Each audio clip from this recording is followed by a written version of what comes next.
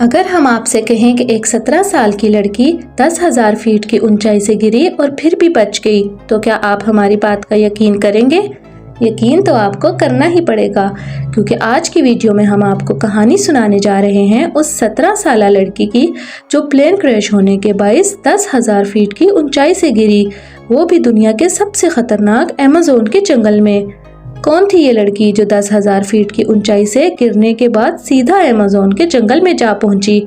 پورے 11 دن بغیر کچھ کھائے پیے کیسے سروائیو کیا اس لڑکی نے دنیا کے سب سے خطرناک جنگل میں، اور کیسے یہ نکلنے میں کامیاب ہوئی اس جنگل سے؟ ریئل سٹوریز کی ویڈیوز میں ایک بار پھر سے خوش آمدید۔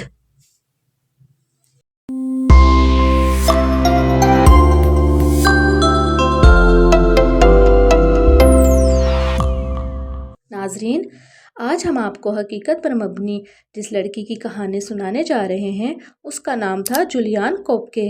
یہ بات ہے 24 دسمبر 1971 کی، جب 17 سال کی ایک لڑکی جس کا نام تھا جولیان اپنی مدر کے ساتھ لانسا فلائٹ 508 میں سوار ہوئی۔ یہ پیرو سے پوکالپا جا رہی تھی کرسمس کی چھٹیاں منانے اور اپنے والد سے ملنے۔ موسم خوشگوار تھا اور سب کچھ پرفیکٹ لگ رہا تھا۔ فلائٹ میں 86 پیسنجرز اور 6 کریو ممبرز کے علاوہ 2 پائلٹس بھی موجود تھے۔ جہاز نے ٹیک آف کیا اور اپنی منزل کی طرف بڑھنے لگا۔ پلین میں خاموشی چھائی ہوئی تھی اور جولیان کی طرح باقی تمام پیسنجرز بھی پرسکون رہتے ہوئے سفر کو انجوائے کر رہے تھے کہ اچانک سے پلین کو زوردار جھٹکے لگنے لگے، کیونکہ پلین ایک خطرناک طوفان میں پھنس چکا تھا۔ جولیان جو کہ ونڈو سیٹ پر بیٹھی تھی، وہ باہر کی طرف دیکھتی ہے اور اسے باہر سے ایک روشنی دکھائی دیتی ہے۔ پلک جھپکتے ہی وہ روشنی پلین کی ونگ سے ٹکراتی ہے اور پلین میں چیخو پکار شروع ہو جاتی ہے۔ پلین میں الارم بجنا شروع ہو چکے تھے اور سب لوگ گھبرا کر رونے لگ پڑے تھے۔ پائلٹس نے پلین کو کنٹرول کرنے کی بہت کوشش کی، مگر بہت دیر ہو چکی تھی۔ اس وقت پلین 10,000 فیٹ کی بلندی پر تھا کہ اچانک سے ایک زوردار دھماکہ ہوا اور جولیان ہوا میں اڑتی ہوئی آسمان سے نیچے آنے لگی۔ پلین ٹکڑے ٹکڑے ہو چکا تھا اور جب جولیان کو ہوش آیا تو اس نے خود کو گھنے پیڑوں کے بیچ پایا۔ اس کی حالت بہت خراب تھی، پورا جسم گہرے زخموں سے بھر چکا تھا، لیکن وہ زندہ تھی اور اس بات کا جولیان کو ابھی تک یقین نہیں ہو رہا تھا کہ اتنی اونچائی سے گرنے کے بعد بھی وہ زندہ ہے۔ لیکن جولیان کا اصل امتحان تو اب شروع ہوا تھا، کیونکہ اب وہ دنیا کے سب سے خطرناک جنگل ایمیزون رین فارسٹ میں موجود تھی۔ اسے اس جنگل سے جلد از جلد نکلنا تھا، لیکن وہ یہ بھی جانتی تھی کہ یہاں سے نکلنا اتنا آسان کام نہیں ہے۔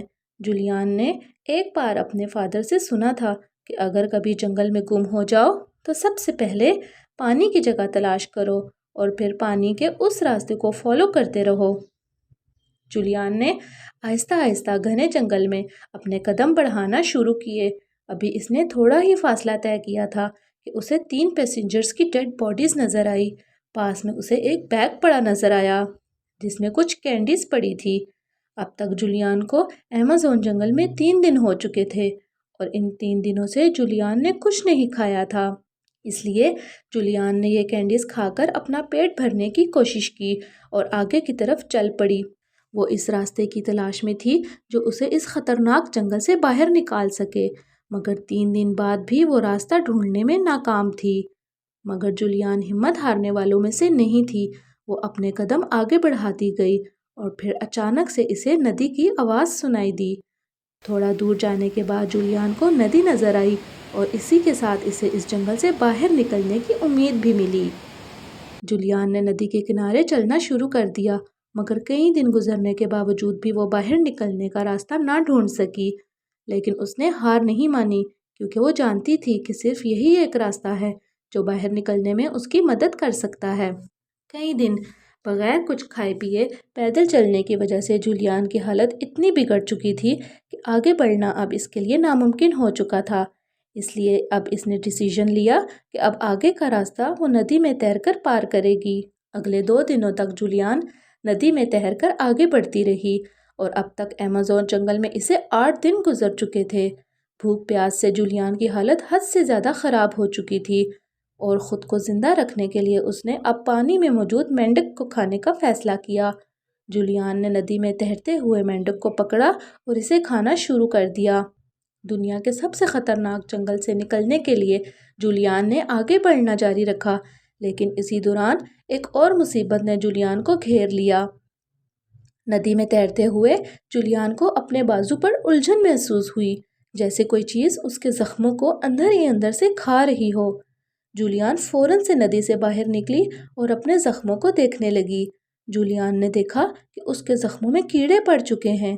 یہ دیکھ کر جولیان زور زور سے رونے لگی، لیکن اس ویران جنگل میں اس کی چیخو پکار سننے والا کوئی نہیں تھا۔ اس کے بعد بھی جولیان نے ہمت نہیں ہاری اور روتے ہوئے اپنے قدم آگے بڑھانے لگی۔ اب تک جولیان کو ایمیزون کے جنگل میں پورے 10 دن ہو چکے تھے اور اب تک وہ لگاتار ندی کے ساتھ ساتھ آگے بڑھ رہی تھی۔ جولیان اس ویران جنگل سے نکلنے کی امید ختم کر چکی تھی کہ اسی دوران اسے محسوس ہوا کہ ندی وقت کے ساتھ ساتھ گہری ہوتی جا رہی ہے۔ جولیان کے لیے یہ کافی خطرناک بات تھی، لیکن تھوڑا آگے جانے کے بعد اس کی نظر ایک چھوٹی سی بوٹ پر پڑی اور اسی بوٹ نے ایک بار پھر سے جولیان کے اندر امید پیدا کر دی۔ بوٹ کو دیکھ کر جولیان کی خوشی کا ٹھکانہ نہ رہا۔ وہ تیزی سے بوٹ کی طرف بڑھنے لگی اور اس پر سوار ہو گئی۔ بوٹ میں اسے ایک کین بھی ملا جس میں پیٹرول تھا۔ جولیان نے پیٹرول اپنے زخموں پر لگایا تاکہ اسے راحت مل سکے اور زخموں کے اندر کیڑے بھی مر جائیں۔